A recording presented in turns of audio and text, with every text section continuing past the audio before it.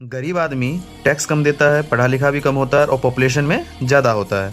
वहीं पे अमीर आदमी ये टैक्स भी सबसे ज़्यादा देता है, पढ़ा लिखा भी होता है और पॉपुलेशन में कम होता है। फिर है पॉलिटिकल पार्टी, इलेक्शन लड़ती है और फिर जीतती है, उसके बाद अपना गवर्नमेंट बनाती है। फिर कॉर्पोरेट जैसे अंबानी, अडानी, टाटा एक्सेट्रा। जब ये पॉलिटिकल पार्टी गवर्नमेंट बनाती है, इलेक्शन जीतकर ये पार्टी इनको चंदा चाहिए, किसके लिए? इलेक्शन लड़ने के लिए। इसको चंदा कहाँ से मिलेगा? कॉर्पोरेट से। कॉर्पोरेट पैसा क्यों देती है? क्योंकि गवर्नमेंट बनने के बाद चाहिए इनसे हेल्प। फिर ये पॉलिटिकल पार्टियां कॉर्पोरेट से पैसा लेकर प्रचार करने के लिए कहाँ जाती है? गरीबों के पास। अमीरों के पास नहीं जाती। क्यों? क्योंकि ये पॉपुलेशन में भी कम होते हैं और इनकी डिमांड भी बहुत ज्यादा होती है। इनको रोड चाहिए, इंफ्रास्ट्रक्चर बेहतर चाहिए, हॉस्पिटल चाहिए, डेवलपमेंट चाहिए, एजुकेशन चाहिए। वहीं पे गरीब को क्या है? गरीब इनमें से किसी भी चीज की डिमांड नहीं करती।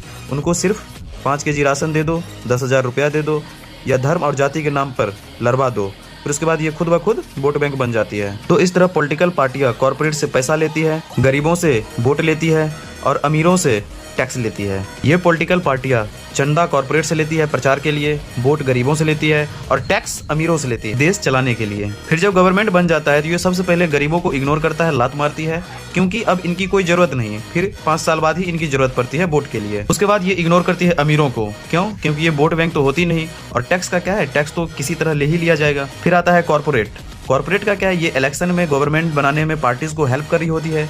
तो अब गवर्नमेंट बनने के बाद कॉर्पोरेट को चाहिए हेल्प। क्यों?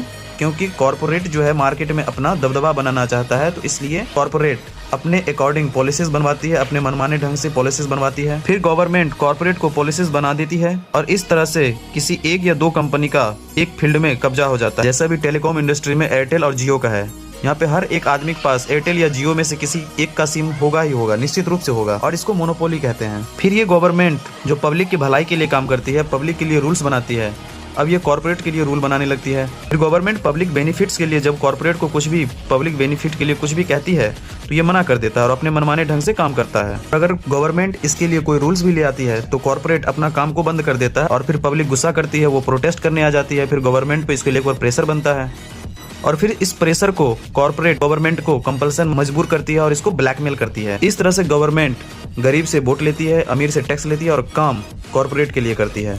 इसलिए जितने भी पढ़े लिखे लोग हैं गवर्नमेंट पे नजर बनाए रखें, उनकी कमियों को ढूंढे, क्योंकि गरीब आदमी को तो डेवलपमेंट से कोई मतलब नहीं है, इनको एजुकेशन से भी मतलब नहीं है। इनको सिर्फ 5 केजी राशन और 10,000 रुपये अकाउंट में मिल जाए, धर्म और जाति के नाम पर डिबेट करने को मिल जाए और यही इनको अच्छे दिन लगता है।